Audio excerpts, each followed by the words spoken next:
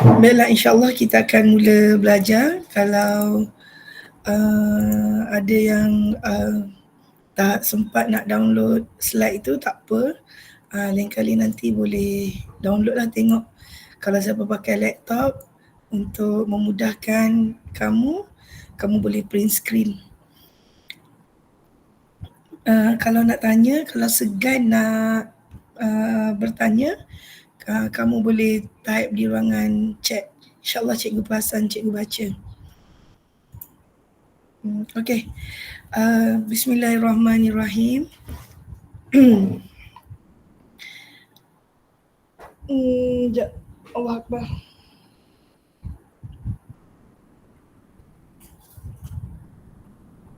Bismillahirrahmanirrahim. Hari ini kita nak mula belajar bawah slot Storm the Hall. Kita nak belajar teknik menjawab. Pada sesi yang pertama ni kita fokus kepada bahagian esei, iaitu bahagian B dan bahagian C. Jadi saya rasa kamu semua sedia maklum bahagian B ada 2 soalan pilihan salah satu, dan bahagian C hanya ada 1 soalan wajib jawab. Untuk bahagian B,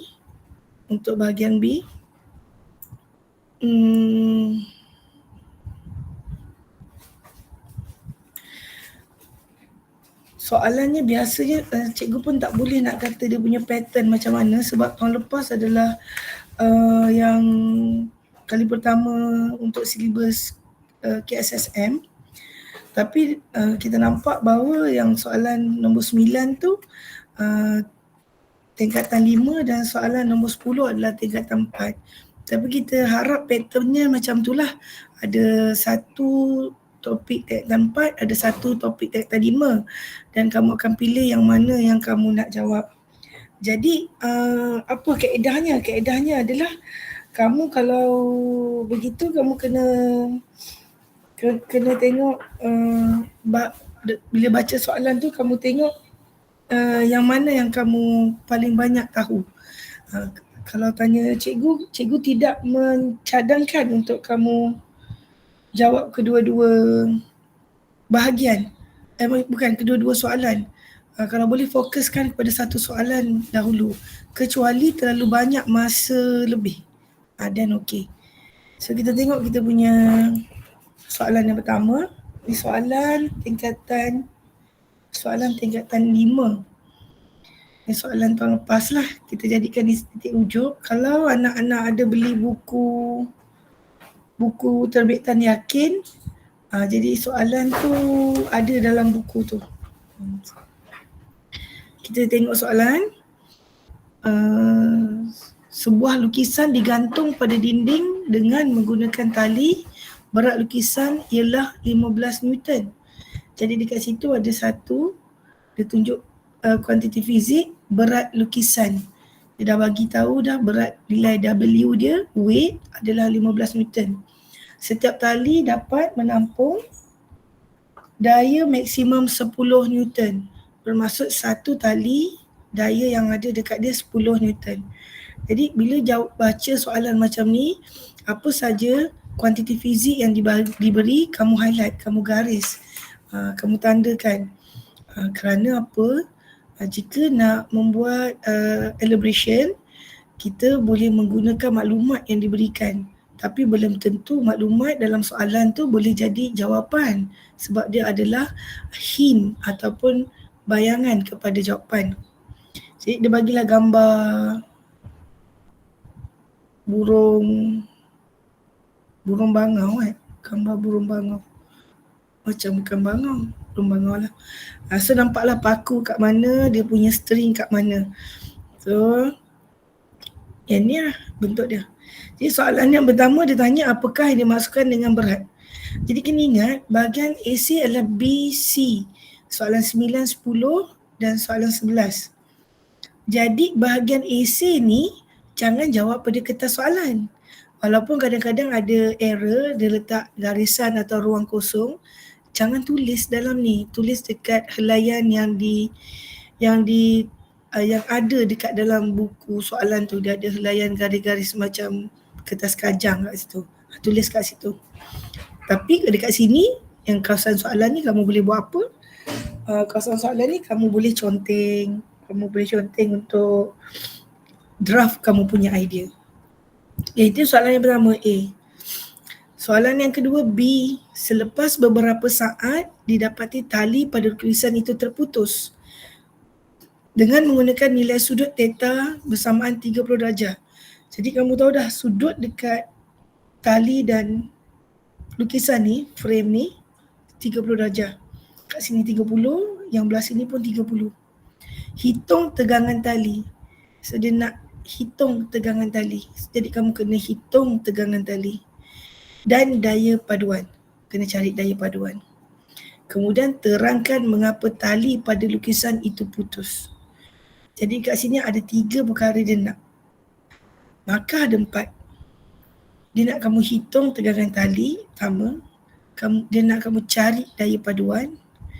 Dan dia nak kamu terangkan mengapa tali pada lukisan tu putus. So ada 3 benda. Tapi markah dia 4.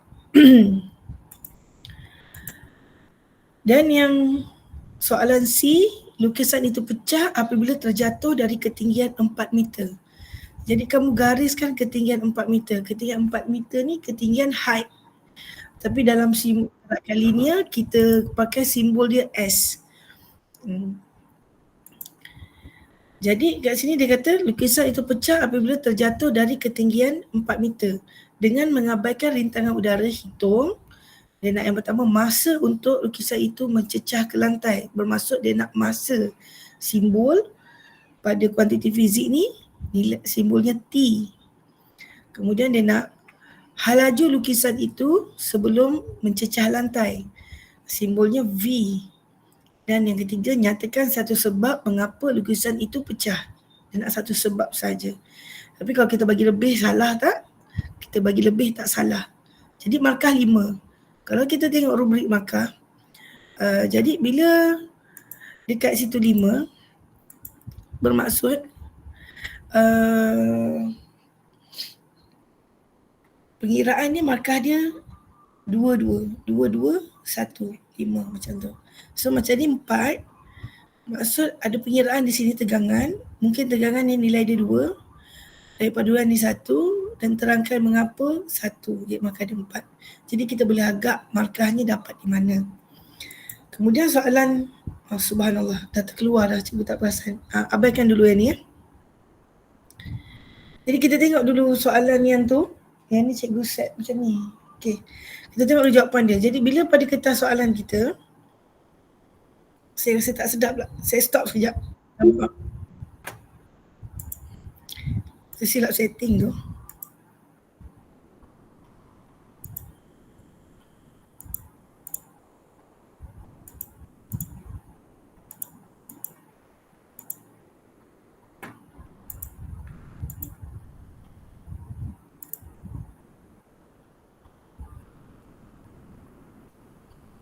Okey, kemudian pada ruangan jawapan kamu, perkara yang pertama kamu kena ingat, jangan lupa tulis nombor soalan 9A. Kamu tengah jawab soalan 9A. Apakah yang dimaksudkan dengan berat? Ada siapa-siapa nak cuba kat sini maksud berat?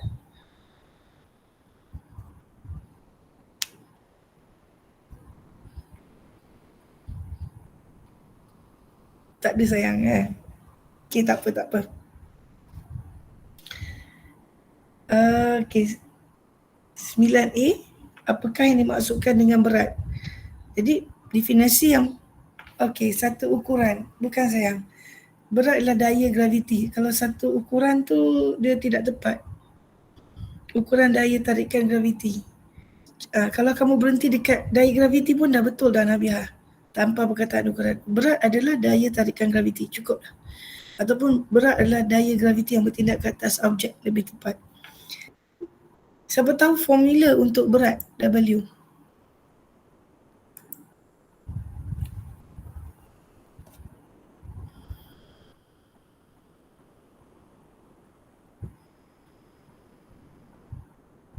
Ada yang tahu formula berat?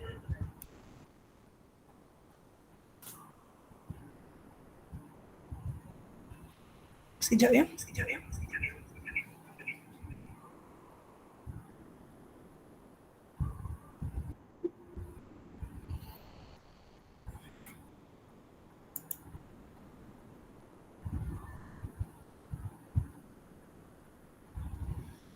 Ya Encik.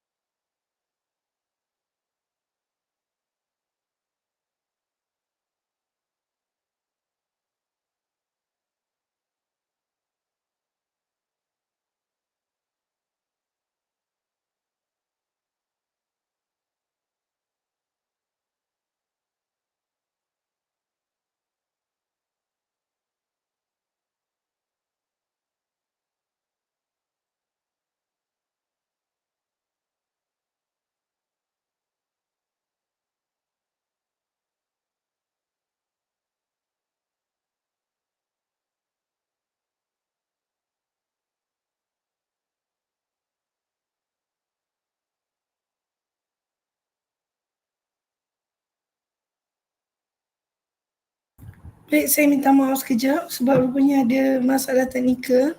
Ada yang tak dapat link walaupun saya dah hantar. Jadi saya minta maaf sekejap. Jadi terima kasih Nabiha, betul formula dia W Aiman betul. W sama dengan MG tu betul. Ashraf pun betul. Tapi macam mana kita nak portray formula tu kepada jawapan? Jadi kita akan tulis macam ni. Tapi G tu bukan pecutan graviti, kekuatan medan graviti.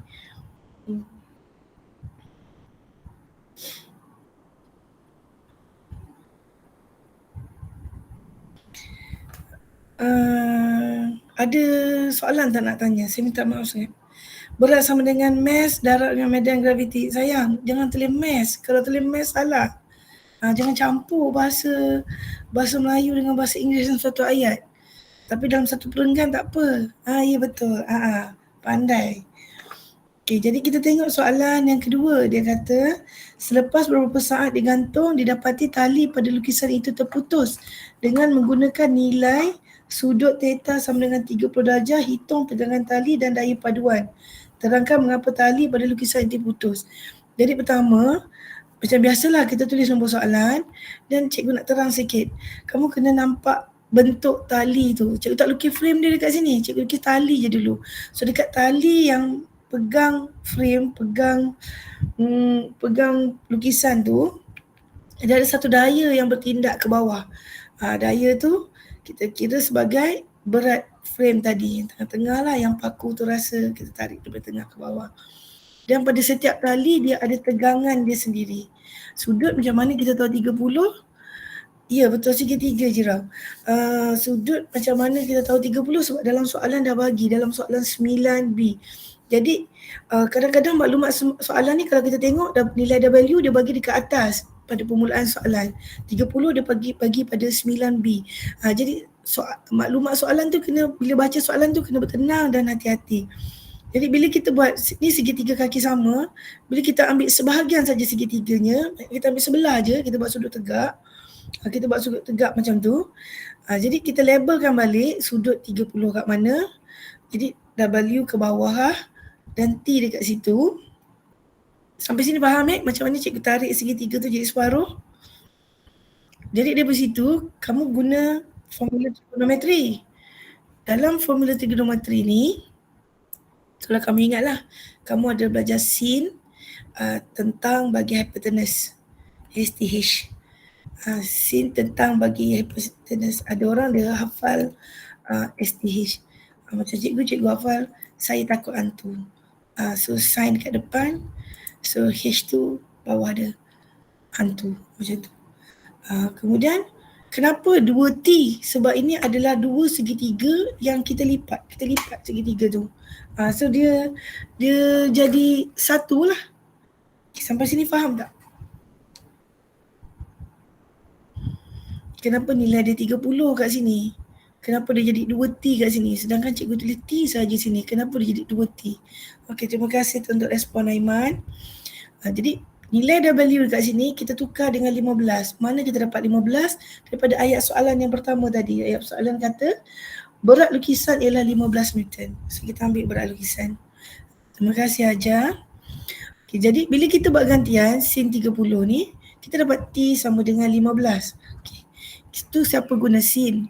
Tapi ada juga dia ambil sudut yang atas ni sebab segitiga, kita tahu sudut dalaman segitiga adalah 180. Kalau sini 90, sini 30 bermaksud di sini 90 balik. Siapa yang guna sudut yang atas ni 60, siapa guna sudut ni 60, dia akan dapat jawapan dia macam ni. Cos 60. Sama juga, kaedahnya sama je. Sebenarnya untuk soalan ni dia banyak. Ada yang bijak at maths, dia akan guna formula trigonometry. Adakah jawapan tu salah kalau kamu guna macam tu? Tak salah pun. Kalau ada yang guna sin 30 buat dalam keadaan nisbah kan, sin 30 per 15 sama dengan sin 60 per 3 macam tu tak salah. Tapi kita belajar dalam fizik, kalau tanya cikgu, kita tak nak susahkan kamu semua dengan matematik. Jadi kita ambil trigonometri yang paling asas yang belajar dalam matematik biasa, bukan matematik tambahan. Jadi inilah basic yang paling mudah. Tapi kalau kamu mahir dengan cara yang lain dan kamu sangat selesa dengan cara kamu dan kamu dapat juga T sama dengan 15 Newton, tak ada masalah. Jadi betul.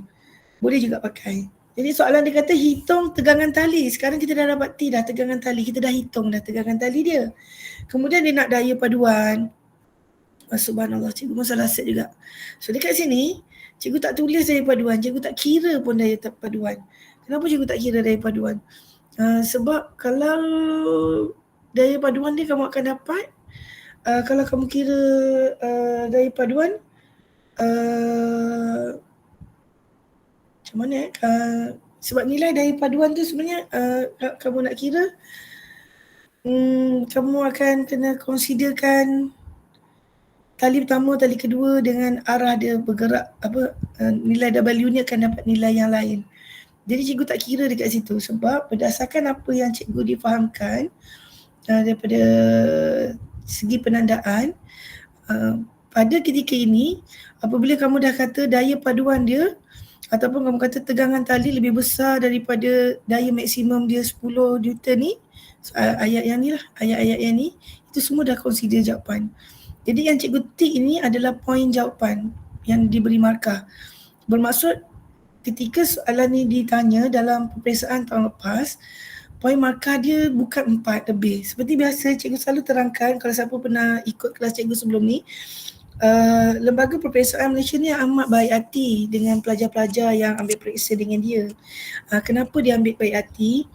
Dia sentiasa ada markah tambahan sebab dia tak tahu cara kamu berfikir macam mana. Jadi dia sentiasa menyediakan segala option yang ada untuk kamu dapat markah. Cuma kamu janganlah takut nak jawab lebih-lebih. Jadi dekat sini seperti yang cikgu diberitahu, yang cikgu difahamkan, kalau kamu tidak tulis dengan jelas daya paduan dia berapa, sebab soalan tanya kat sini hitung tegangan tali dan daya paduan. So daya yang kamu dapat ni tegangan tali dan daya paduan kamu tak hitung secara jelas, tidak menjadi masalah sebab poin jawapan dia lebih daripada 4. Okey, sampai sini ada tak nak tanya?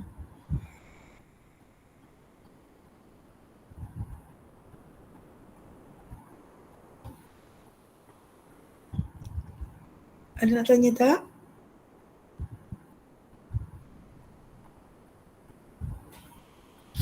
Okey, kalau tak ada cikgu teruskan ke slide yang seterusnya. Okey, terima kasih.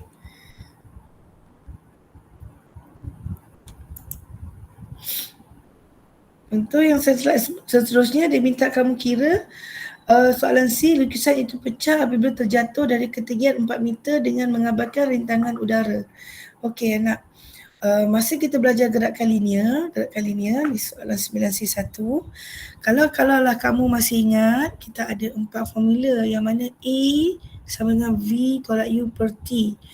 Yang kemudian kita ada S sama dengan setengah kurungan U campur V darab T. Kita ada setengah UT campur setengah AT kuasa 2, S sama dengan UT campur setengah AT kuasa 2, dan kita ada V kuasa 2 sama dengan U kuasa 2 campur 2 AS. Jadi formula-formula ni ada diberi di dalam kertas peperiksaan di bahagian formula. Cuma masalahnya untuk kamu mengenal pasti apakah maksud U, maksud A. Sebab pada gerakan linear U bermaksud hal laju awal. Kalau pada kanta U bermaksud jarak antara pusat kanta atau pusat cermin dengan objek. Jadi kamu kena faham betul-betul simbol ni. Simbol-simbol yang terlibat lah. So kalau siapa tak mahir, kamu tulis dia dulu formula tu banyak dan tulis maksud setiap formula. Dan lekatlah kat mana-mana. Bila kamu biasa tengok, mata kamu akan ingat. Jadi bila nak jawab soalan calculation, sentiasa highlightkan maklumat yang kita ada. Sentiasa highlightkan maklumat yang kita ada. So maklumat yang kita ada dekat sini diberi ketinggian H. Tapi dalam gerakan linear ketinggian kita sebut sebagai S. Walaupun S tu adalah sasaran tapi S boleh ambil jarak, H boleh ambil ketinggian. Ikutlah pada situasi yang dibincangkan macam mana. Dan nilai G. G adalah kekuatan medan magnet yang nilainya diberi dalam keadaan pecutan 9.81 meter per saat. Jadi bila dia kata jatuh, jadi kita ambil nilai G dia adalah positif sebab dia menghala ke arah pusat bumi. Jadi ini formula yang kita pakai dan kita buat gantian. Dekat sini markah dia 2. Markah 2 tu pertama kepada gantian. Jadi bila kita buat soalan calculation, walaupun tulis formula tak ada markah, memang tak ada markah tulis formula nak, tapi markah bermula daripada di sini. Jadi kamu jangan anggap cikgu-cikgu fizik yang tanda kertas periksa kamu tu adalah semuanya tahu dan semuanya cekap. Sebab bila kita deal dengan manusia, sebenarnya kita deal dengan satu error yang kita tak jangka bila dia boleh berlaku. Sebab mata penanda letih, emosi penanda letih, itu benda-benda yang kita tak boleh jangka, kita tak boleh kawal. Jadi untuk mengelakkan kita hilang markah, kita kena buat macam ni. Kenapa? Sebab markah pertama adalah gantian. Bila kamu buat macam ni, mata pemeriksa akan terus nampak macam ni. Oh, dia telah sedang menggantikan. Jadi automatik kalau gantian kamu betul, nilai dia betul, kamu dapat markah yang pertama. Dan jawapan akhir dengan unit. Jadi unit dia saat. Kenapa Cikgu Doreen tak bundarkan jawapan akhir ni? Okay, dalam fizik, kalau kamu nak bundarkan minimum 2 titik perpuluhan. Dalam kes ni, kalau kamu bundarkan, jawapan kamu akan 0.90. Tapi kalau kamu tak tulis kosong tu, jawapan kamu salah. Sebab minimum 2 titik perpuluhan. Jadi untuk elakkan berlaku perkara-perkara kesalahan macam tu, biasakan bundar kepada 4 atau 3 titik perpuluhan. Kemudian kalau kamu nak bundar jawapan akhir dia sebagai 0.9 saat, adakah jawapan kamu betul? Tak, jawapan kamu salah. Jawapan akhir mesti minimum 2 titik perpuluhan. Bermaksud kalau kamu dah tulis T sama dengan 0.903 saat, jawapan kamu betul. Kemudian kamu tulis lagi T sama dengan 0.9 saat. Okey, jawapan kamu jadi salah. Sebab dia punya konsep dalam fizik, jawapan akhir minimum 2 titik perpuluhan. Begitu. Jadi untuk elak berlaku kecuaian, kita jangan bundar. Biarkan dalam 3 atau 4 titik perpuluhan. 3 ataupun 4. Jangan bundar betul-betul kepada 2. Sebab dalam kes ni, kalau kamu bundar kepada 2 titik perpuluhan, kamu akan dapat T sama dengan 0.90. Tapi kebanyakan pelajar dia tak tulis kosong sebab dia tahu nilai kosong kat belakang tu tak ada value. Jadi dia akan tulis 0.9 saja. Okay, sampai sini jelas tak? Saya nak tanya.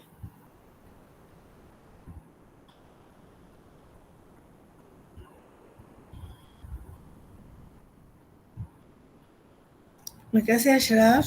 Terima kasih Farhan. Terima kasih Nabia. Terima kasih Nat. Kalau tak jam macam mana nak save? Save apa Jira? Slide ni nanti saya letak balik dekat yang ada jawapan ni, saya letak dalam grup Telegram Melasik ke Langit. Oh, kalau tak jam macam instead of tinggal kosong, You draft dulu jawapan, sebab tu kita draft dulu jawapan idea yang ada, nanti patah balik kemudian. Dan daripada instead of 3-0 memang dah tak ada idea, apa saja drafting yang kita ada tu transfer je sebagai jawapan. Sebab dia takkan penalty pada jawapan yang salah. Kena faham tu, dia takkan penalty pada jawapan yang salah. Cuma dia akan penalty pada jawapan yang kontra. Bermaksud kamu guna macam soalan 9C 1 ni, kamu kira guna dua cara. Guna dua cara, kalau dua-dua jawapan yang sama, okey. Tapi dua-dua jawapan tak sama. Then itu kalau satu salah, satu betul, dua-dua tidak dikira. Tulis formula saja tak ada markah. Ya, saya tulis formula saja tak ada markah. Tapi dengan menulis formula, kamu akan nampak gantian kamu, nilai itu kamu masuk betul ke tidak. Kadang-kadang berlaku kecuaian. Sepatutnya kuasa 2, kamu tak punca kuasa. Sepatutnya kuasa 2, kamu tak darab dia 2 kali. Benda-benda macam tu. Jadi biasakan tulis formula dan buat gantian. Sebab markah pertama tu gantian. Betul Jira, itu sangat important sebenarnya. Kalau kamu nak mahir untuk calculation, jadi kamu kena setiap kali buat latihan, kamu tulis formula tu. Sebab apa? Kalau cikgu tengok cikgu study soalan fizik tahun lepas ni kan, tahun 2021 ni, cikgu perasan daripada 100 markah kertas 2, cikgu tengok lebih kurang 20% adalah calculation. Tapi kertas 1 cikgu tak study lagi lah, so cikgu tak boleh nak bagi ratio macam tu. Bermaksud hampir setiap soalan dia ada calculation. Jadi in order to expert dalam calculation, expert dalam arrange the formula, recognize the formula. So setiap kali buat latihan, tulis dulu formula yang terlibat dan highlight maklumat yang diberi. But I'm old school, I selalu tak highlight, I memang tulis macam ni, satu-satu macam tu. So ikut you lah yang mana you all rasa comfortable nak buat. As long as dia dapat markah, which is good. Jadi kita tengok soalan C yang kedua. Halaju lukisan itu sebelum mencecah lantai. So kita dah ada maklumat. Jangan lupa tulis nombor soalan macam biasa. Kita dah ada maklumat ni. Maklumat yang dua ni, H dengan G ni, datang daripada maklumat asal daripada soalan kan. Tapi kita dah ada maklumat tambahan nilai T. T ni datang daripada soalan yang sebelumnya. Jadi dekat sini pun juga hal laju lukisan, dia banyak formula. Kamu boleh pakai V kuasa 2 sama dengan U kuasa 2 campur 2AS. Yang tu pun kamu boleh pakai. Tapi cikgu pilih yang ni sikit sebab dia simple. So you tak payah square root. Nilai tu tak payah punca kuasa kan. So sama juga. Kalau tengok cikgu tinggalkan jawapan dia dalam 4 decimal places. Dan jangan lupa unit lah. Macam tu. Jadi kalau untuk calculation ni, check balik cara tekan calculator.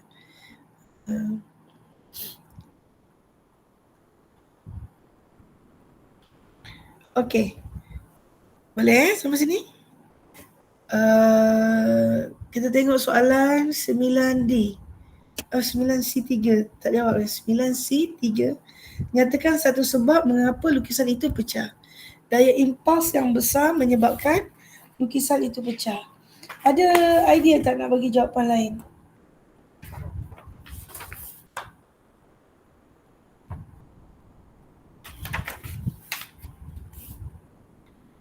Lukisan itu pecah sebab cikgu kata ada daya impuls yang besar. Ada tak orang yang ada idea lain? Sebab dia ada jawapan lain sebenarnya. Cikgu letak yang paling senang untuk kamu fikir. Apa beza daya impuls dengan impuls? So, daya impuls dia melibatkan perubahan masa. Impuls adalah pendek. Okey. Bukan. Impuls kita tidak consider masa. Impuls kita consider perubahan momentum sahaja. Bila kita consider masa, macam masa impuls adalah pendek, sebenarnya kita telah refer kepada daya impuls. Tapi jawapan dia adalah daya impuls yang besar. Tapi kalau kamu jawab masa impuls adalah pendek, so jawapan kamu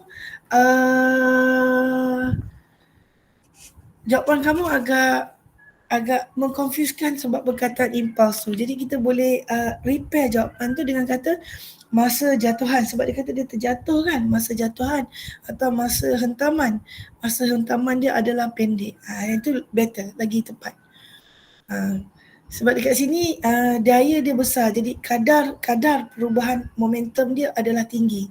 Sebab daya impuls F sama dengan mv tolak mu per T.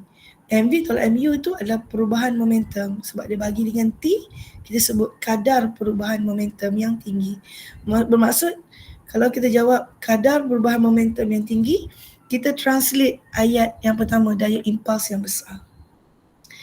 Jadi bila kita kata masa jatuhan atau masa hentaman pendek, sebenarnya kita nak cerita daya tu jadi besar bila nilai T tu adalah kecil. Cuma Jiro ingatlah jangan tulis masa impuls, sebab perkataan impuls tu boleh jadi confusing.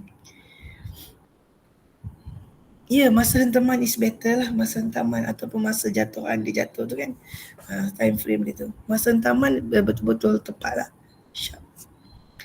Okey, kita refer kepada soalan 9D. Raja menunjukkan 4 kaedah R, S, T dan U untuk menarik sebuah lori yang tersangkut dalam lumpur oleh 2 buah kenderaan pacuan 4 roda. So dia bagi gambar raja ni R, S, T dan U. Anda dikehendaki menentukan kaedah yang paling sesuai untuk menarik lori yang tersangkut dalam lumpur dengan lebih berkesan dari aspek yang berikut. Sudut antara kabel. So kita tengok sudut antara kabel 30, 60, 60.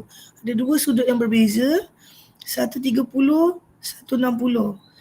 Jenis kabel ada jenis kabel kenyal, tidak kenyal, kenyal, tidak kenyal. Jadi pilih kabel kenyal ataupun tidak kenyal. Ada 2 jenis kabel. Tegangan maksimum pada kabel. Okey, pada ni dia tak ada tulis tegangan maksimum. Dia cuma tulis tegangan maksimum rendah atau tinggi. Dia tak bagi value. Dia tulis rendah atau tinggi saja. Yang sudut tadi dia bagi value. Bahan sokongan di bawah tayar lori. Kenapa? Oh, sebab ada lumpur. Bahan sokongan, yang ni tak ada bahan sokongan. Yang ni ada papan kayu. Yang ni ada papan kayu. Yang ni tak ada. Okay. So jadi pilihan-pilihan ni ada dekat dalam ni. Dekat dalam gambar raja. Bila kita nak drafting, kita tengok yang kita boleh fikir. Jadi kita tengok sudut antara kabel. Kita ada 2 sudut, 30 ataupun 60. Ya, sudut antara kabel kamu pilih yang paling rendah lagi bagus. Boleh bagi tahu tak Jira, kenapa rendah paling bagus?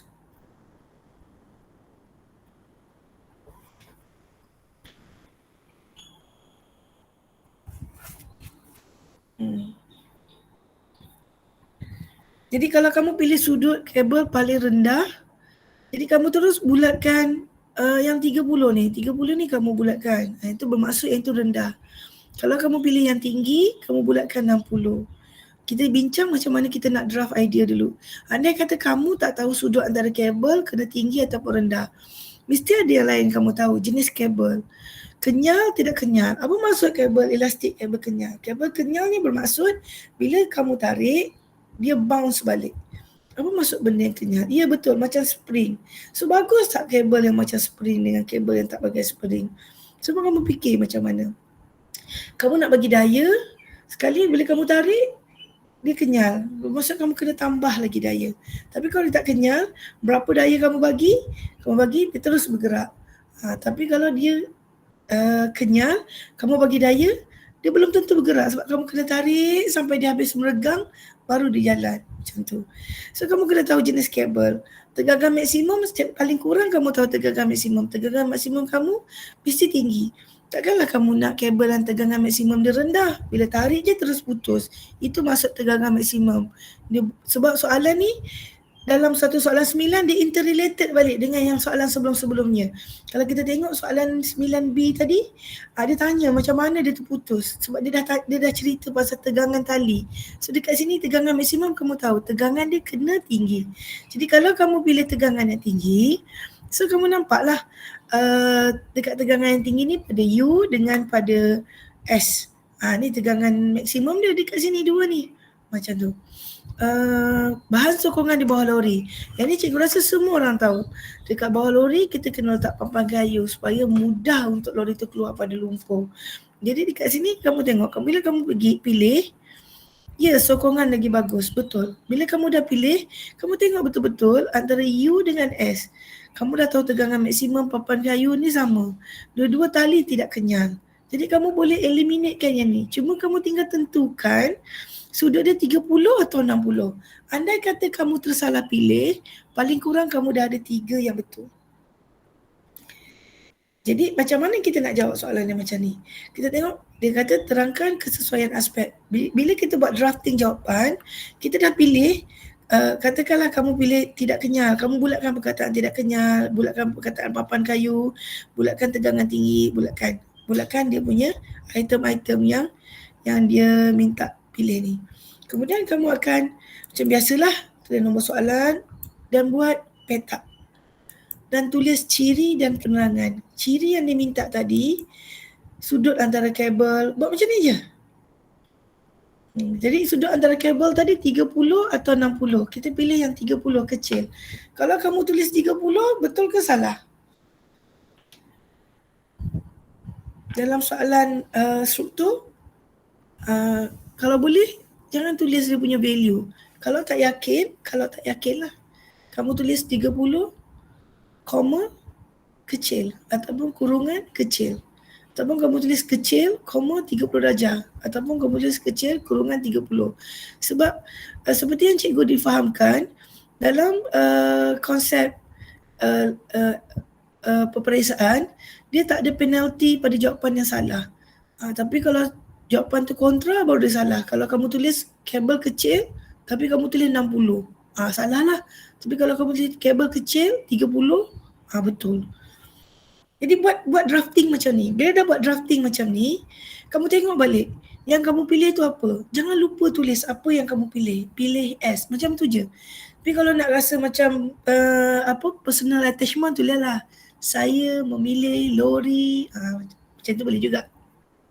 Tapi kalau nak simple, sweet, sharp, tulis macam ni je. Dan penerangan dia boleh jadi varies. Cuba dalam penerangan tu throw idea yang logik dan cuba tulis sebanyak mungkin idea yang ada dan cuba interrelatekan, kaitkan idea yang kita ada dengan kuantiti fizik. Jadi bila sudut antara kabel kecil, jadi tadi kata siapa tadi? Sudut antara kabel kecil. Jadi kalau sudut antara kabel kita kecil, paling rendah, paling bagus macam spring, tak ada orang pun cakap kat cikgu kenapa sudut kabel. Yang ada Jiro kata sokongan bagus kalau pada papan. Jadi sokongan bagus tu kena cerita lah. Ni ayat yang logik, sokongan bagus. Sokongan bagus tak dapat markah. Tapi itu good start. Kamu boleh tulis sokongan bagus. Betul, elaborate. Kenapa sokongan dia bagus? Cuba fikir. Cuba kaitkan dengan fizik. Paling kurang cikgu rasa kamu boleh tulis ayat tekanan dikurangkan. Mungkin kamu tak buat ayat tekanan ke atas tayar lori dikurangkan. Tapi kamu boleh buat ayat tekanan dikurangkan. Minimum kan? Bermaksud masih lagi ada key point dekat situ. Jadi macam ni dapat menghasilkan daya tinggi untuk menarik lori.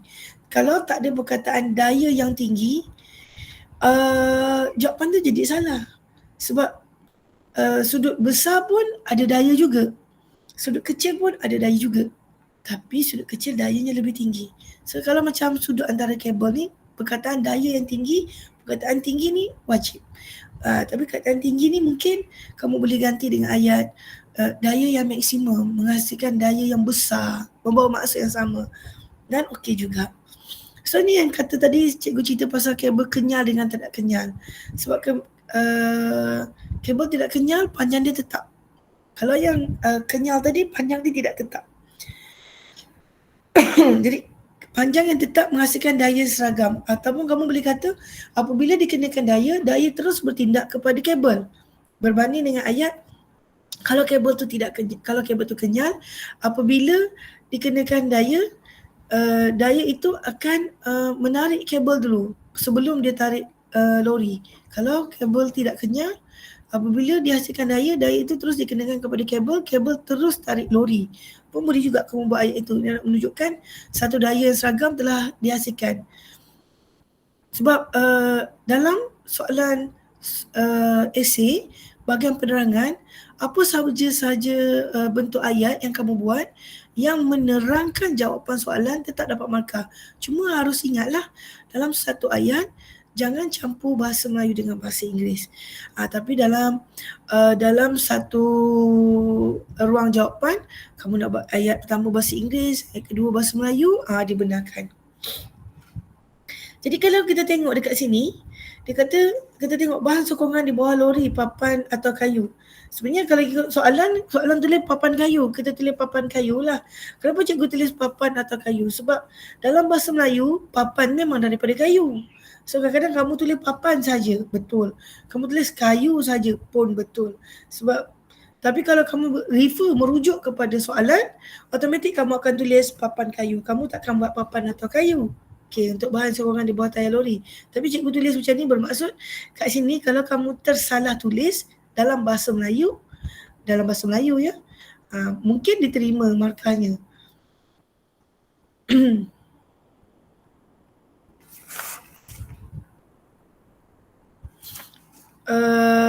Kita tengok pada penerangan papan kayu.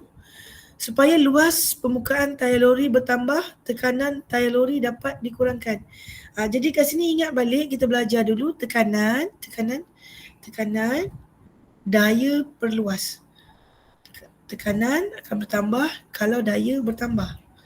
Tekanan akan bertambah kalau luas permukaan dia kecil. Jadi pisau dapat potong sebab bukan dia tajam. Sebab mata pisau tu luas permukaan dia kecil. Macam paku, pin, peniti boleh ditusuk menembus sesuatu bukan sebab dia tirus, runcing, tajam. Tapi kita sebut luas permukaan dia adalah kecil. Sebab betul dia tirus, betul dia runcing, betul dia tajam. Itu adalah bahasa biasa yang tidak merujuk kepada kuantiti fizik. Bila kita rujuk pada kuantiti fizik, kita tengok balik permukaan dia, luas permukaan dia kecil. Sebab tu kalau orang baring dekat atas paku tu tak tembus. Sebab bila paku tu disusun banyak-banyak, dia jadi satu luas yang seragam. Sama juga kalau kamu pijak telur sebiji, telur pecah. Tapi kalau kamu susun telur tu dalam sarang, kamu pijak telur tu perlahan, bukan hentak terus lah, sebab kamu hentak terus tapak kaki kamu ni tak rata. Tu kalau kamu pijak dia perlahan, insyaAllah telur tu tak pecah. Atau kamu letak telur tu dalam sarang dia tutup atas bawah, kamu pijak je, telur tu tak pecah. Kenapa? Sebab luas permukaan tadi.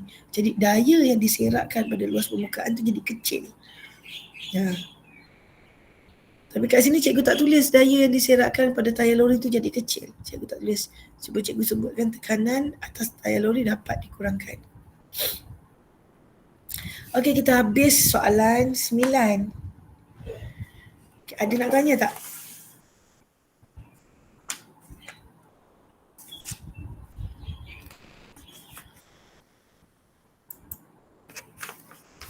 Tak ada nak tanya, kita refer kepada soalan nombor 2. Cuma yang soalan nombor 9 tadi, bahawa leraian daya tu, soalan frame tu, leraian daya tu, dalam leraian daya tu, kamu kena mahir pada 3 benda. Pertama, pada objek lah, objek ada daya. Macam mana kalau objek tu ditolak atau ditarik, disorong, daya yang bertindak pada dia, daya sending. Pada objek yang tegak, frame tu objek yang tegak.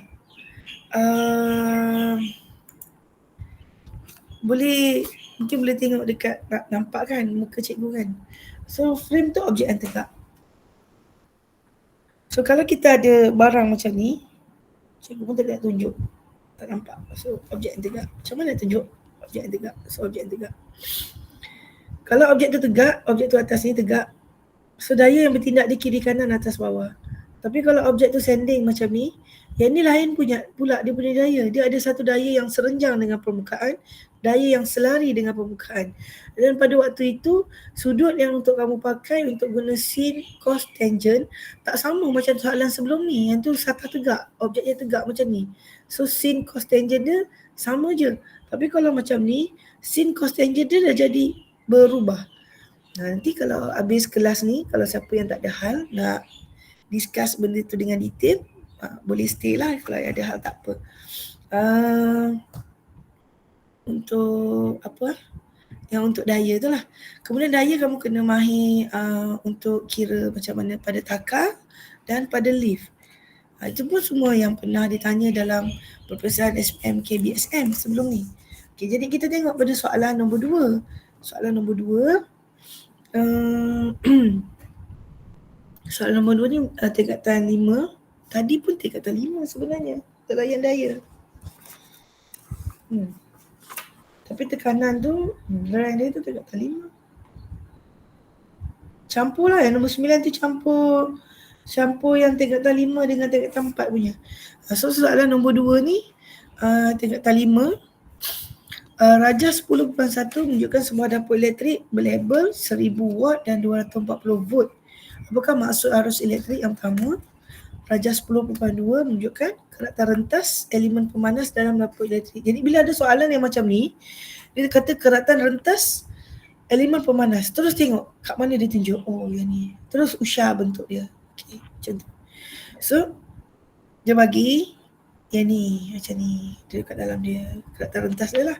So, elemen pemanas dia ni, yang ni, yang kita tengok bahagian dalam yang tak nampak. So, dia ada salutan luar, dia ada dawai perintang kat dalam. Dan ni elemen pemanas yang ni. Kirakan rintangan dawai tersebut, ni pengiraan. Arus elektrik, ni pun pengiraan, kira kuasa. Jadi markah 5 secara amnya biasanya 2, 3 lah. Pengiraan markah dia 2, 3. Rajah 10.3 menunjukkan sebuah periuk diletakkan di atas dapur elektrik. Okay, maksudnya soalan ni dekat soalan berikutnya lah. Jadi arus ialah kadar pengaliran cas. Kalau dalam bentuk formula, buat macam ni. Dalam list formula, dia tak bagi I sama dengan QT kalau tak silap cikgu. Dia bagi sama, Q sama dengan IT. Jadi kamu kena check balik. Dia bagi I sama dengan Q per T. So, jadi Q sama dengan cas, T adalah masa. Jadi bila kamu salin formula nak buat dia jawapan, kamu kena tulis nilai dia, arus ni apa. Maksud bagi setup formula. Dan baru dapat markah penuh. Atau tulis yang macam atas ni lah. Soalan yang kedua tadi, dia minta kirakan rintangan dawai perintang tersebut. Macam biasa nombor soalan, maklumat soalan. Ni je maklumat yang kita ada. Kita ada kuasa, kita ada voltan. Dalam formula, dia bagi P sama dengan IV. V sama dengan IR. Dia bagi 2 je formula dia. P sama dengan IV, V sama dengan IR. So dia nak dekat sini nilai rintangan. Jadi kamu kena buat gantian. P sama dengan VI, IV. P sama dengan VI, IV. I ni daripada V sama dengan IR, kamu dapatkan nilai I, kamu dapat I sama dengan V per I. Ya betul Nabiah, guna P sama dengan VI dulu. Kemudian gantikan nilai V sama dengan IR tu. V sama dengan IR. Ya betul, gantikan. Jadi kamu akan dapat I sama dengan V per R. Jadi gantikan nilai tu ke dalam nilai P tadi. Jadi yang dekat atas ni sebenarnya, ni cikgu nak tunjuk kat kamu macam mana cikgu menggantikan formula ni. Alamak, ada error lah pula. Ya, yang ni bukan P Yang ni R. Sat. 12. Soal 8 tadi.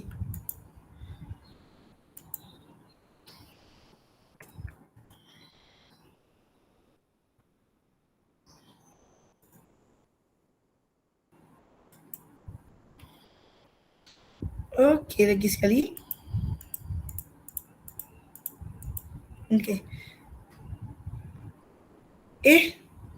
Cikgu terbalik salah. Cikgu terbalik. Betul lah tu. Betul. Hmm.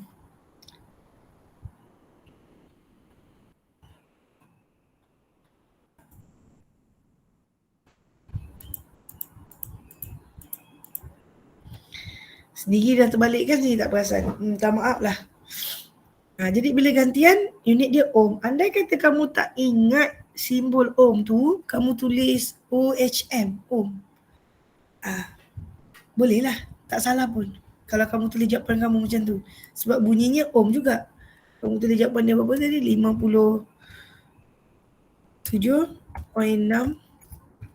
ohm. Tulis macam tu. Pun betul juga. Tak salah pun kalau tulis macam tu. Terima kasih Jannah. Mabuklah saya. Okey, sampai sini okey? So dia minta kira arus elektrik pula. Tak, dia dah bagi arus elektrik 4.2 ampere. Diberi arus elektrik yang mengalir dalam daya perintah ialah 4.2 ampere. Jadi kemudian dia minta kamu cari kira kuasa. So yang diberi ni cikgu tak tulis nilai arus kat sini, tertinggal. Kamu tambahlah nanti. Kalau tak tulis unit dekat jawapan akhir, kira salah ke? Ya betul, jawapan akhir kebanyakannya jawapan akhir dan unit yang sepadan. Okay, macam mana kalau kamu tak tahu unit dia? Kamu masukkanlah unit untuk V ni. V kuasa dia dapat voltan kuasa 2 bahagi dengan watt. So kamu akan tulis V kuasa 2 per watt. Manalah tahu rezeki kamu betul juga. Tak salah sebab direct kamu gantikan. Tapi biasanya unitnya mudah-mudah lah. Cuma biasanya kalau kamu akan confuse kerja dengan tenaga, unitnya joule, J.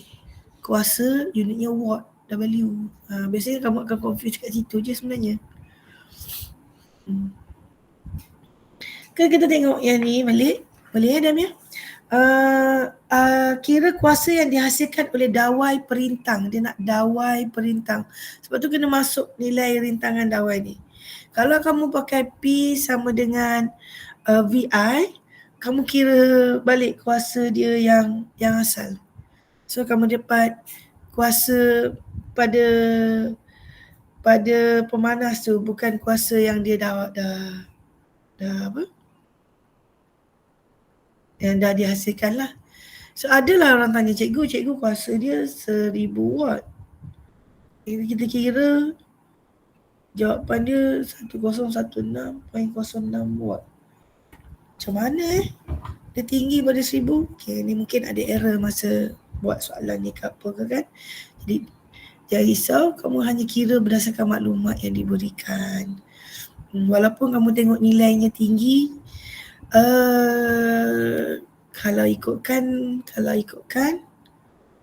tak boleh lah sepatutnya tinggi.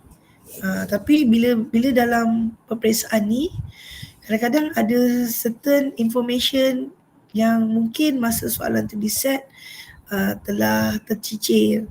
Jadi kita dapat jawapan berdasarkan apa yang maklumat kita ada. Jadi yakin je dengan maklumat yang kamu ada. Macam tu. Kuasa dia tinggi tau ni daripada yang diberi ni. Okey, kat sini okey ya. Soalan C. Darjah 10.3. Kalau ada nak tanya, type je. Darjah 10.3 menunjukkan sebuah periuk diletakkan di atas dapur elektrik. Terangkan bagaimana elemen pemanas itu dapat digunakan untuk memanaskan makanan dalam periuk. So ini secara idea bila kita baca soalan, kita terus terfikir macam mana nak panas. Ataupun kita terfikir macam mana elemen pemanas boleh panas. Tu ayat panjang lah sebab dia kata terangkan bagaimana elemen pemanas dapat memanaskan makanan dalam periuk. Soalan dia macam mana nak panas? Macam mana nak makanan boleh panas? Jadi bila kita tulis dulu, ini bukan jawapan lagi, kerangka idea. Bila kita tulis dulu apa sahaja yang terlintas, macam mana nak panas? Macam mana makanan boleh panas? Makanan boleh panas sebab periuk panas. Macam mana periuk boleh panas? Periuk boleh panas sebab elemen pemanas tu panas. Macam mana elemen pemanas tu boleh panas? Dan kita tengok balik gambar Rajah tadi, dia ada bahan salutan luar, dia ada dawai perintang, dia dalam bentuk gelung. So kita tengok kalau tengok dekat soalan D pun dia dah tulis dah bentuk dawai perintang, kerintangan dawai, bahan dawai perintang. Bermaksud ada maklumat-maklumat dekat situ kita boleh generate sebagai jawapan kepada 10C. Ada sedikit maklumat dekat D, ada sedikit pada gambar Rajah 10.1, ada sedikit pada gambar Rajah 10.2 dan gambar Rajah 10.3. Gambar Rajah sebenarnya dia adalah simulasi untuk kamu membayangkan situasi. Jadi kalau kamu menjawab setiap persoalan yang kamu terfikir, mungkin kamu boleh dapat markah penuh. Tapi cara kamu tulis kerangka jawapan tu kena betul lah. So bila kamu tulis jawapan, cuba tengok. Sebab kita menjawab kan, macam mana nak panas? Macam mana makanan nak masak, periuk kena panas. Macam mana periuk nak panas, elemen pemanas kena panas. Macam mana elemen pemanas kena panas? Okay. Elemen pemanas boleh panas bila kita hidupkan suis dulu. Tenaga elektrik tukar kepada tenaga haba. Kebanyakannya kamu tak tulis pertukaran tenaga dekat sini. Kamu kata apabila suis dihidupkan, arus elektrik mengalir, memanaskan elemen pemanas. Kamu tulis macam tu. Okey, tak salah pun tulis macam tu. Okey je, betul je. Cuma kamu hilang satu poin soalan jawapan lah. Arus tenaga elektrik tukar kepada tenaga haba. Bila kita membincangkan sesuatu perkara, kalau dia melibatkan haba, kita tengok dulu, kadang-kadang ada setengahnya tenaga kinetik bertukar menjadi tenaga haba. Macam tu. Dia ada perkara-perkara yang begitu yang kita boleh guna dia, pertukaran tenaga tadi sebagai poin jawapan. Tapi markah yang diperuntukkan adalah 4. Poin jawapan kita kat sini 6. Takkanlah tak boleh dapat markah penuh dah poin 6. Memang poin jawapan dia 6 pun sebenarnya. Jadi ini poin jawapan yang cikgu tulis dalam bentuk ayat cikgu sendirilah, supaya kamu lagi mudah faham. Yang jadi poin yang pertama, tenaga elektrik tukar pada tenaga apa? Elemen pemanas. Tengok cikgu kau pun typo, pemamanas. Elemen pemanas berbentuk gelung, panjang dawai yang panjang. Kalau nak kata panjang dawai yang tinggi pun boleh. Dawai yang panjang menghasilkan rintangan yang tinggi. Kita dah belajar dalam ukur ohm, bawah konduktor ohm. Ada 4 ciri dia. 1 panjang dawai, 1 suhu, luas kata rentas, jenis bahan. Jadi dawai yang panjang menghasilkan rintangan yang tinggi. Menyebabkan elemen pemanas dalam periuk mempunyai rintangan yang tinggi. Rintangan yang tinggi akan menghasilkan haba yang tinggi. Tenaga haba yang terhasil dipandahkan kepada periuk menyebabkan periuk menjadi panas. Jadi makanan dalam periuk pun bolehlah panas. Okay.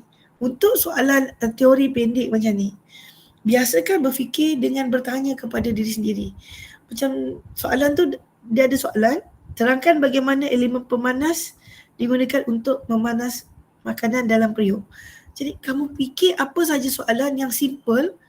Sekarang memanaskan makanan dalam periuk. Macam mana makanan boleh panas? Tulis dulu ayat tu kat tepi. Itu jadi drafting. Kalau dalam cara berfikir, kita akan berfikir sebelum dia panas. Sebelum makanan panas, siapa kena panas dulu? Periuk kena panas. Sebelum periuk panas, siapa kena panas dulu? Elemen pemanas kena panas. Jadi sebelum elemen pemanas tu panas, siapa kena panas dulu? Siapa kena berlaku? Apa kena berlaku dulu? Masa itulah kamu dapat idea. Plug tu kena sambung, switch kena hidupkan. Kalau sambung plug, switch tak hidupkan, tak boleh panas juga. Dalam fizik kita tak ada istilah kebat terbuka sebenarnya. Tapi semua idea kalau kita susun, kita nampak macam kebat terbuka kan. Sebab soalan fizik tu sendiri bila kita discuss aplikasi kepada kehidupan seharian, dia dah jadi kebat.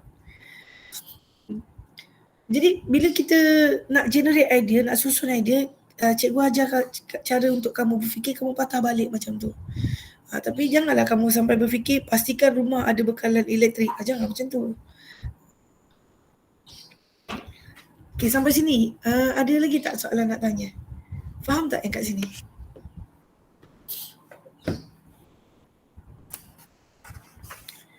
Boleh yang 10C ni? Jadi kita tengok, terima kasih Nabia. Jadi kita tengok untuk soalan 10D.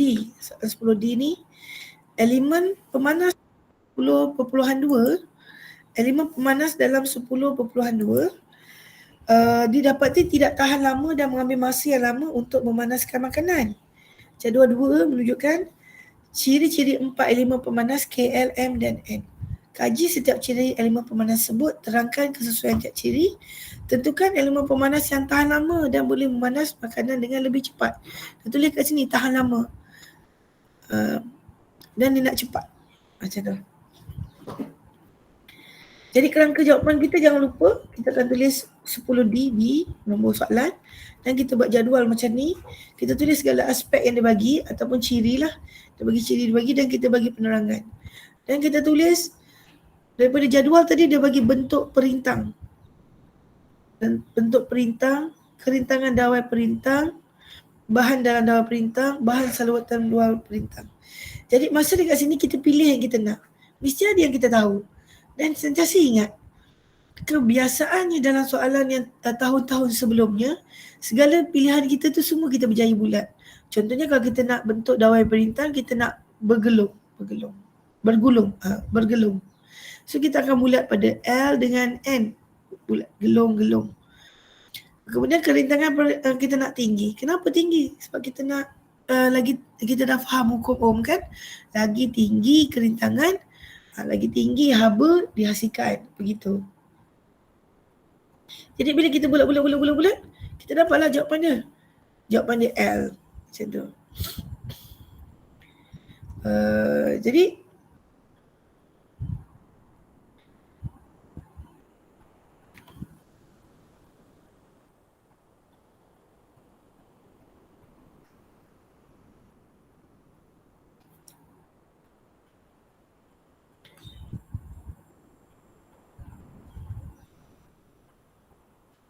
takat lembu.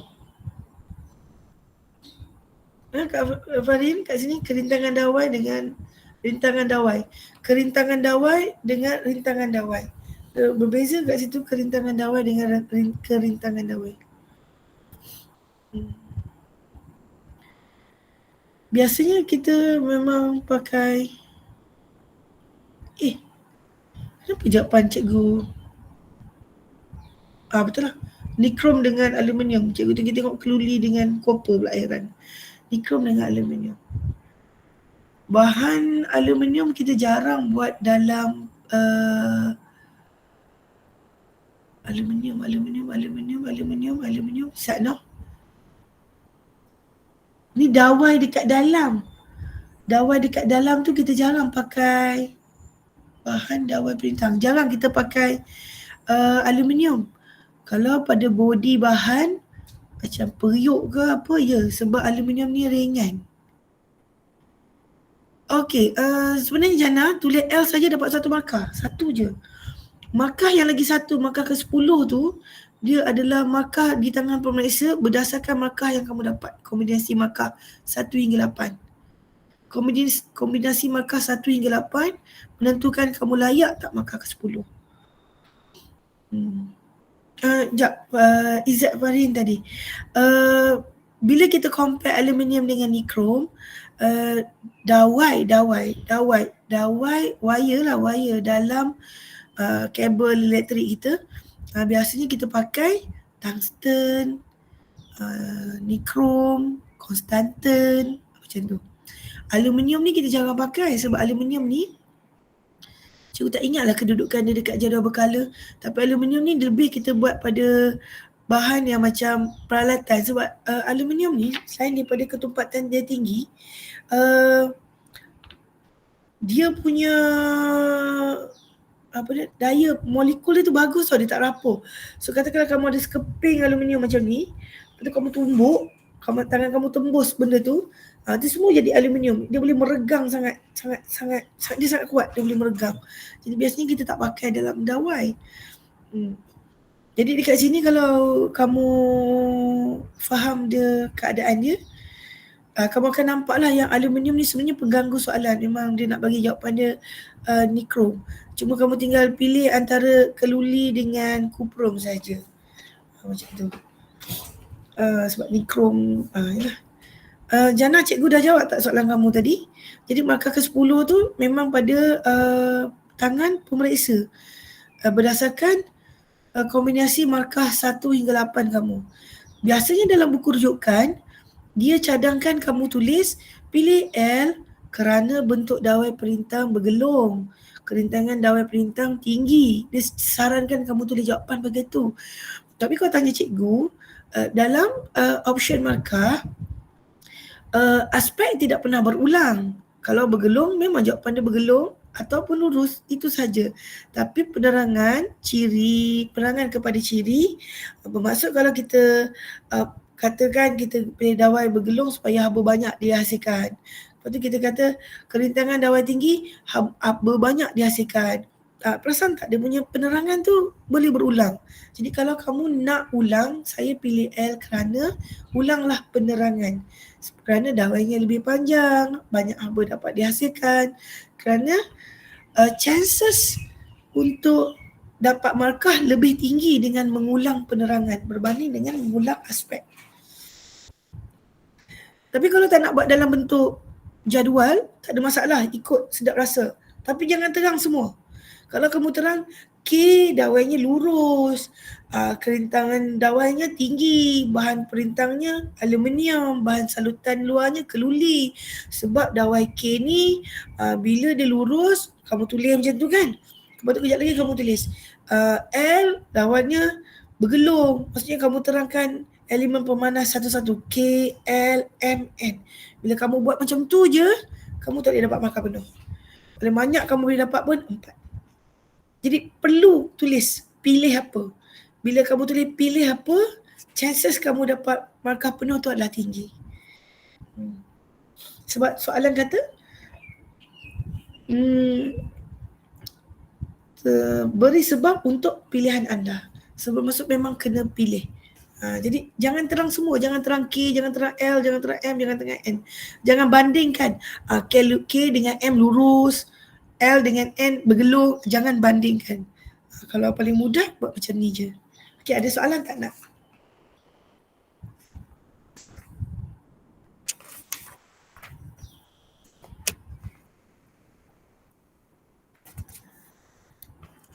Okey, terima kasih Iman. Jadi kita pergi ke soalan ketiga.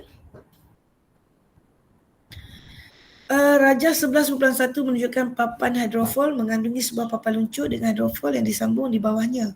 Apabila papan hidrofil bergerak, bentuk hidrofil itu menyebabkan papan itu terangkat dari permukaan air disebabkan prinsip Bernoulli. So, bila baca soalan macam ni, tengok hidrofil itu duduk kat mana. Itu soalan pertama, nyatakan prinsip Bernoulli. Yang kedua, terangkan bagaimana hidrofil boleh menyebabkan papan itu terangkat. Macam mana papan itu terangkat apabila papan itu bergerak ke depan. Kemudian dia bagi papan berluncur bermotor tanpa hidrofil dan papan berluncur bermotor tadi tanpa bermotor, yang ni ada motor. Dua-dua ada motor, satu ada hidrofil, satu tak ada hidrofil. Macam tu. Kuasa motor sama, 22.4. Kuasa motor sama. Kemudian dia minta, kat sini highlight ni, bandingkan pertama, ketinggian papan luncur dari permukaan air, itu yang pertama. Kedua, daya geseran air yang bertindak ke atas papan luncur, itu yang kedua. Ketiga, laju papan luncur, itu yang ketiga. Kemudian dia minta hubung kait ketinggian papan luncur dari permukaan air dengan daya geseran air, itu yang pertama. Kemudian dia guna perkataan didaksi hubungan. Didaksikan hubungan. Dia nak hubungan sebenarnya antara daya geseran air dengan laju papan luncur. So dia nak dua hubungan kat sini. Dia nak 3 perbandingan. Ketinggian papan luncur dari permukaan air, daya geseran air yang bertindak ke atas papan luncur dan laju papan luncur. Dan hubungan dia nak dua. Ketinggian papan luncur dari permukaan dengan daya geseran dengan laju papan luncur. So 2. Maka 5, 3 adalah bandingan, 2 adalah geseran. Kemudian dia kata ada bagi gambar hidrofil, sebuah hidrofil bergerak di laut. Bot hidrofil bergerak lebih cepat. Ada perkataan cepat. So kita tahu perkataan cepat ni bermaksud laju, lebih laju, lebih memecut. Membawa ramai penumpang dalam masa sama, satu masa dengan selamat. Nyata dan terangkan cadangan anda berdasarkan satu, ciri dan saiz bot. Itu elemen yang pertama, ciri dan saiz bot. Kedua, ciri dan saiz hydrofoil. Ketiga, kuasa enjin yang digunakan, dan yang keempat, bilangan hydrofoil. Yang cikgu sebut tadi highlight berapa poin. Dan kita nak kembangkan poin-poin tu. So, kita tengok dulu jawapan dia. Simple je Bernoulli. Apabila laju berdalih bertambah, tekanan berkurang. Sebab ada yang buku bagi panjang sikit. Ini paling simple lah. Laju berdalih bertambah, tekanan berkurang. Tapi cikgu tak letak air. Cikgu tak letak gas. Sebab Bernoulli boleh pakai pada udara, boleh pakai pada cecair. So, kita sebut berdalih. Apa saja benda yang mengalir. Okay, 10B dia terangkan bagaimana hydrofoil boleh menyebabkan papan itu terangkat apabila papan itu bergerak ke depan.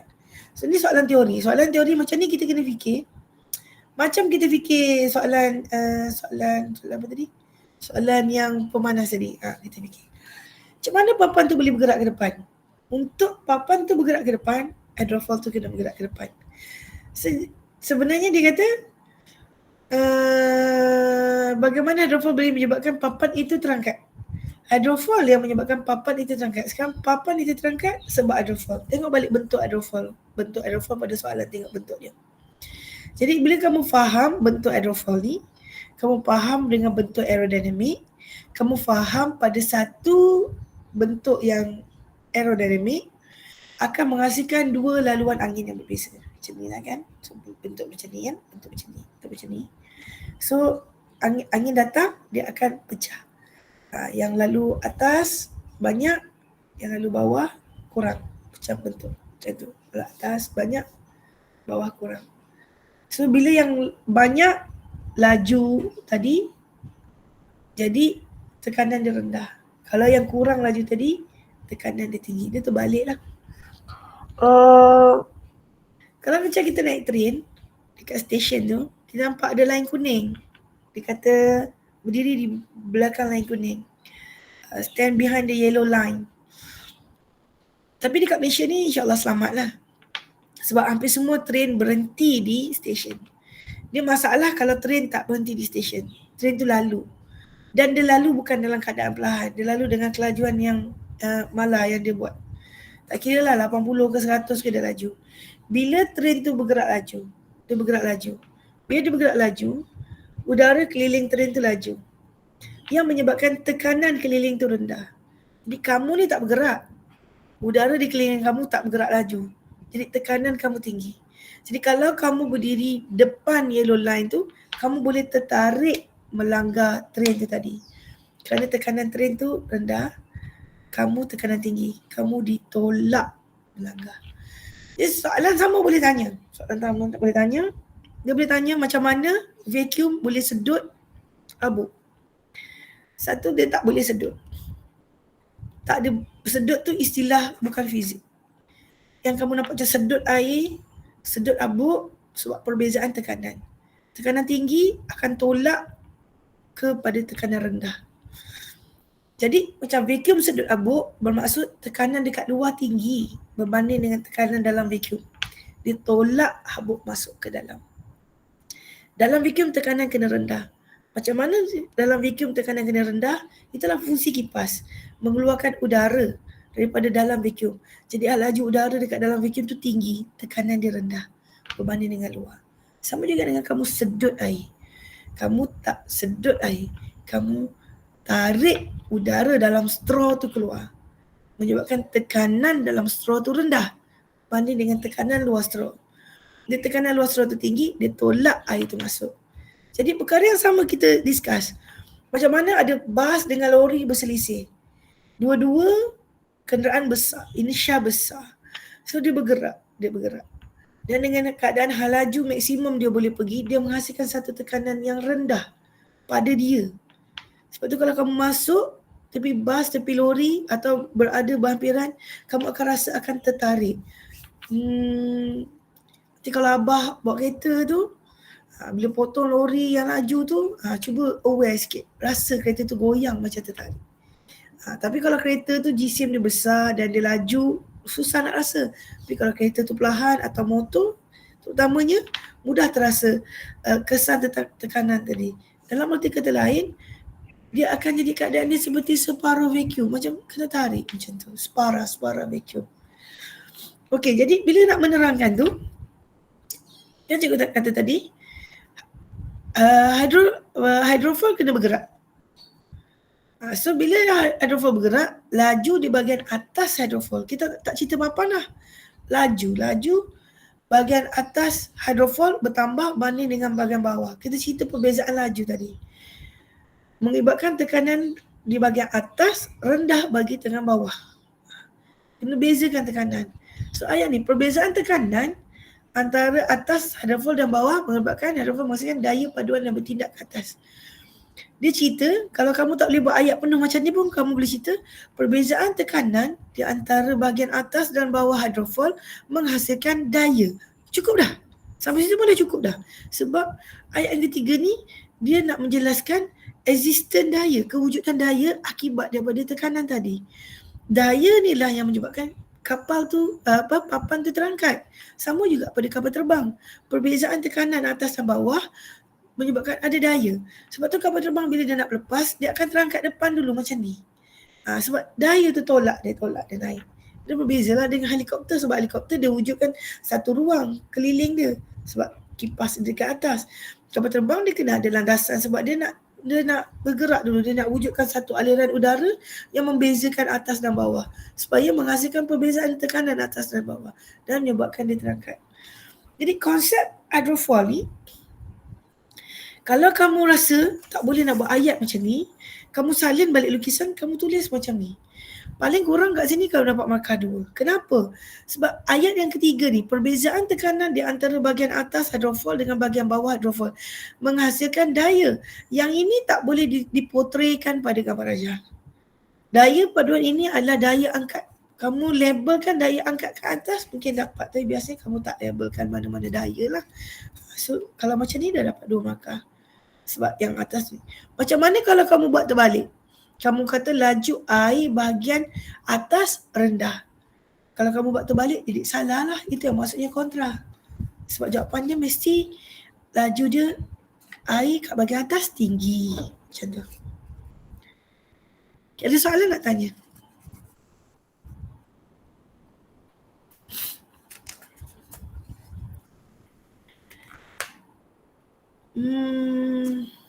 Macam mana kalau bentuk hydrofoil ni pada yang sama, bentuk yang macam ni lah, bentuk aerodinamik ni, kalau discuss pada kereta lumba F1. Sebab dekat kereta lumba F1 ada bentuk aerodinamik yang terbalik. Macam ni kan, dia besar macam ni kan, tirus. Kalau kat F1 ada bentuk dia terbalik, yang tirus kat sini, yang besar kat belakang. Sebab dia nak menghasilkan downforce yang tinggi supaya kereta tu tak terbang. Bentuk dia terbalik. Bermaksud udara datang daripada sebelah kiri ni, lalu supaya yang atas ni bagi dia tertekan ke bawah macam tu. Okey, dia bentuk terbalik lah, dia bentuk terbalik. Ya betul, pandai. Dia pernah tanya tau yang spoiler tu kat dalam periksa SPM, cikgu tak ingat tahun bila. Tapi KBSM punya lah, dia tanya. So kena tengok betul-betul bentuk dia. So soalan yang berikutnya, dia minta kita bandingkan ketinggian papan luncur. Dan dia minta daya geseran, dan dia minta laju papan luncur, dan dia minta hubungan. Bila buat perbandingan, memang kita buat ayat matematik yang simple macam ni. Tapi simbol matematik macam ni. Andai kata kamu tak mahir, kamu tulis rajah 11.2 besar dari. Jangan guna perkataan lebih. Besar dari ataupun kecil dari. Kalau macam soalan ni, ketinggian papan luncur dari permukaan air pada rajah 11.2 kecil dari rajah 11.3. Guna perkataan besar dari atau kecil dari. Kenapa saya tak galakkan perkataan lebih? Sebab kalau dalam bahasa Inggeris tak ada masalah. Dia guna perkataan more than, less than, tak ada masalah. Cuma masalahnya dalam bahasa Melayu. Kenapa kalau dalam bahasa Melayu? Kalau dalam kataan bahasa Melayu, kamu akan tulis lebih kecil, lebih besar. Dan itu jadi perangkap untuk kamu tulis perkataan lebih kurang. Lebih kurang bermaksud reject. Dia satu kuantiti yang tidak jelas. Lebih ke kurang. Macam tu. So kalau untuk elak kesilapan, sebab formula matematik ni, simbol matematik ni kalau kita translate ke dalam bahasa Melayu pun maksudnya kecil dari, besar dari. Tapi itulah kadang-kadang kamu pun confuse juga kan guna perkataan lebih. Bila kita susun jawapan kita macam ni, kan? So dia nak hubungan papan luncur dari permukaan cecair. Ni papan luncur dari permukaan cecair. Daya geseran air berkurang. Daya geseran air. Macam mana cikgu tahu papan luncur bertambah, daya geseran berkurang? Kamu tengok simbol ni. Ketinggian papan luncur, darjah 11.2 kecil. Daya geseran, darjah 11.2 besar. Kita tengok simbol ni. Simbol ni berbeza. Jadi satu bertambah, satu akan berkurang. Tak kiralah siapa yang kamu tambahkan, siapa berkurang. So kamu tahu hubungan dia adalah berkadar songsang. Okay. Boleh tak dekat soalan ni kamu kata berkadar songsang? Tak salah kalau kamu kata berkadar songsang. Tapi kalau pada soalan graf kamu jawab ayat hipotesis. Ni ayat hipotesis ni. Kamu jawab ayat hipotesis. Salah. Pada soalan graf. Kalau dia kata nyatakan hubungan graf, kamu buat ayat macam ni. Salah. Sebab bila soalan graf, nyatakan hubungan graf, jawapan kamu berkadar sansung, berkadar songsang, macam tu. Kamu tulis yang itu. Ataupun meningkat secara linear, macam tu. Okay, sampai situ faham tak?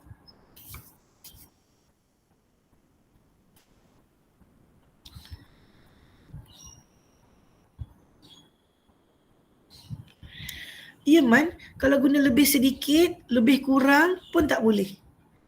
Lebih ke sedikit? Macam tu. Dia macam ada kawan cikgu buat kelakar yang tak berapa nak kelakar. Dalam banyak-banyak perkara, apakah perkara yang banyak tapi sedikit? So masa tu kita orang tak boleh jawab. Apakah perkara yang banyak tapi sikit? So dia akan jawab nak banyak tapi nak banyak sikit macam ni. So dia sangat tidak jelas. So lebih kurang, lebih sedikit tak boleh Okey, kita kalau faham kita tengok soalan yang terakhir. Okey. Baru keluar aku punya 11C nombor soalan. So kita tengok soalan terakhir. Dia kata ni sumbang saran brainstorm. Anda dikehendaki mereka cipta sebuah hydrofoil yang bergerak lebih cepat dan mampu membawa ramai penumpang dalam satu masa yang selamat. Ramai penumpang tu menunjukkan saiz lah. Dan nak bawa ramai takkan saiz kecil kan. Nyata dan terangkan cadangan anda berdasarkan ciri dan saiz bot. So daripada ciri dan saiz bot kita boleh pecah dua. Ciri bot dengan saiz bot. Bila kita nak ciri bot, kita ada dua perkara yang kita boleh jelaskan. Sifat fizik dengan sifat kimia yang sepadan. Bila sifat bahan atau jenis bahan. Sifat bahan kita sebutlah sifat bahan dia tu berdasarkan sifat fizik dan sifat kimia dia.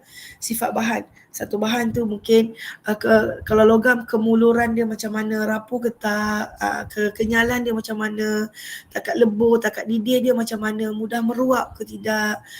Kita consider apa saja. Kalau dia logam dia expose pada udara, mudah berkarat ke tak, mudah teroksida ke tak. Berkarat tu bahasa biasalah, kalau bahasa sains mudah teroksida ke tak.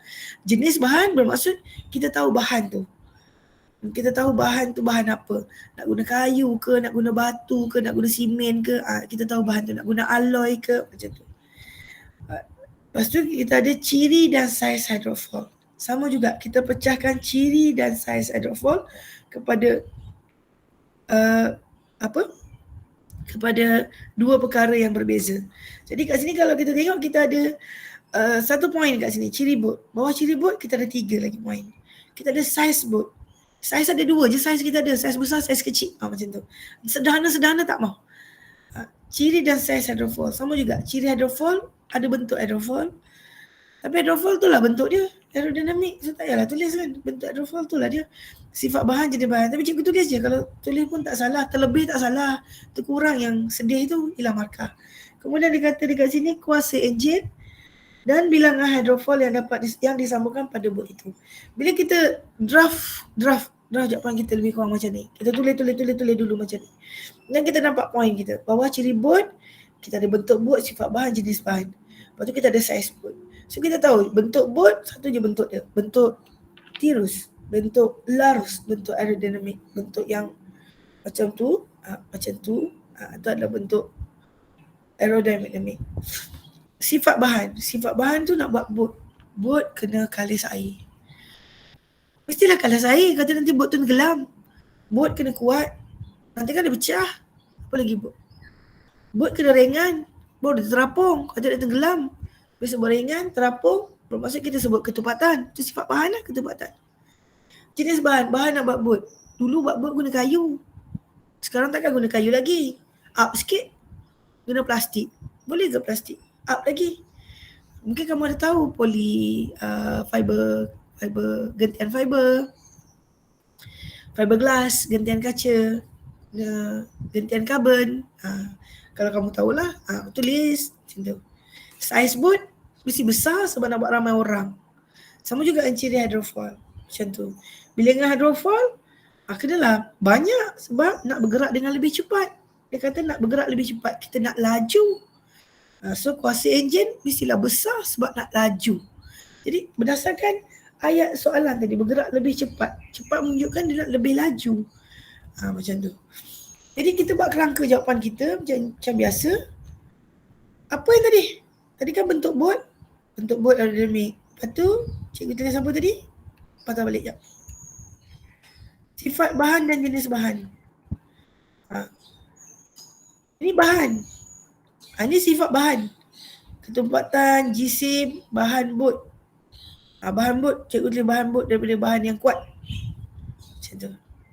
Jadi bila kita tengok poin yang cikgu list out kat sini, 1, 2, 3, 4, 5, 6, 7, 8, 9, 10, 11, 12, 13. Siapa ikut kira ni? Saya ada 13 bermaksud dekat sini ada 13 poin dengan 13 penerangan. Bermaksud jumlah markah 26. Takkanlah kamu dah generate jawapan macam ni tak boleh sangkut 10 per 10. Macam tu poin cikgu. Biasanya yang paling mudah adalah bahagian C. Berbanding dengan bahagian B. Bahagian B dia tertutup sikit. Dia dah bagi kamu A atau B. Dua pilihan. Macam tadi bentuk dawai. Lurus ke bergelung? Pilih. Macam tu. Kalau lurus kenapa? Kalau gelung kenapa? Jadi yang mana bagus? Nak lurus ke nak gelung? Okay, nak gelung. Okay, decide gelung. Tapi kalau yang C ni, yang ni open. Sangat terbuka. Jadi apa sahaja yang menerangkan jawapan boleh mendapat markah. Katakanlah kamu tak ingat tadi macam mana kalau tak ingat nama dia aerodinamik. Lukis bentuk seperti ini. Boleh. Tak salah pun. Okey, sampai sini ada soalan tak?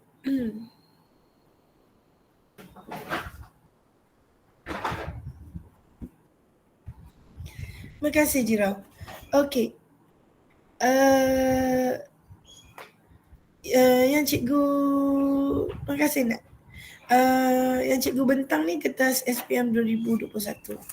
Jadi tadi cikgu terangkan sedikit lah dalam bahagian-bahagian menulis semua ni. Tidak sayang, kasut skating lebih kepada tekanan. Sebab untuk kasut skating, kasut tu ada bilah dekat bawah dia. Itu tekanan. Sebab bila kamu nak skate dengan laju, dia lebih kepada poster badan kamu. Sebab tu bila dia orang meluncur skating, dia akan bongkokkan badan dia. Dia nak buat bentuk aerodinamik poster badan. Jadi kalau nak kata konsep hydrofoil lebih kurang macam kasut skating, tidak. Konsep hydrofoil bermaksud dia mengambil pakai bentuk aerodinamik. So dia lebih kurang macam pada spoiler, dia lebih kurang pada bentuk kapal terbang, sayap kapal terbang, poster badan masa skating, helmet lumba basikal, tu ya.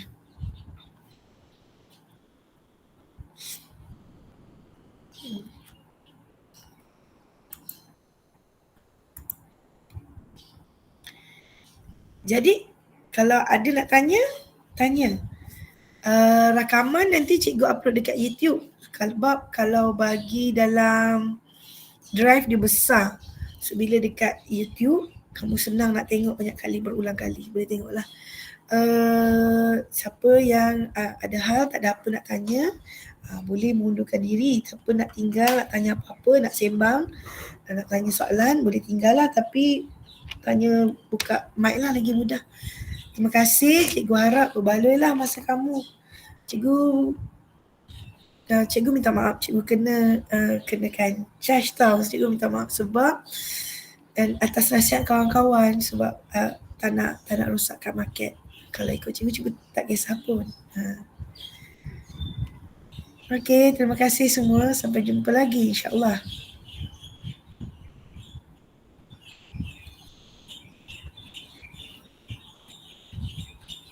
Terima kasih semua.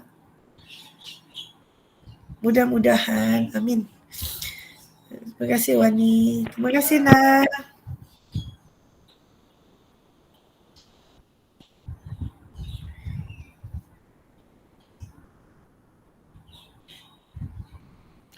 Terima kasih banyak-banyak semua.